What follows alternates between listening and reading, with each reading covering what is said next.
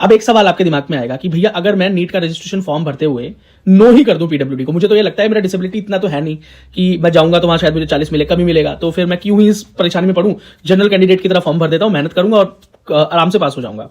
तो बिल्कुल आप इस ऑप्शन को रख सकते हो। और याद रखना, अगर आपने एक बार पीडब्ल्यूडी में नो कर दिया ना, तो बाद में फिर आपको कितना भी लालच आ जाए, यार गलत कर दिया, यार पीडब्ल्यूडी रहना चाहिए था, शायद पास हो जाता, तो शायद रिजर्वेशन मिल जाता, कम मार्क्स पर भी अच्छा कॉलेज मिल जाता, तो फिर बाद में रिग्रेट रह जाएगा। कोई तरीका नहीं है, मेल करना, कॉल करना, एनटीए चले जाना, एमसीसी चले जाना, प्रधानमंत्री के ऑफिस चले जाना, कुछ भी कर लेना, हो ही नहीं सकता, क्योंकि रिजल्ट के टाइम पे आपका पीडब्ल्यूडी रैंक बनता है। वो जब भी बनता है जब पीडब्ल्यूडी में एस होता है। तो जब एस नहीं होगा, पीडब्ल्यूडी रैंक नहीं होगी, पीडब्ल्यूडी रैंक नहीं होगी, तो फिर काउंसलिंग में कैसे अपेयर करोगे एज ए पीडब्ल्यूडी, बात ही खत्म हो गई।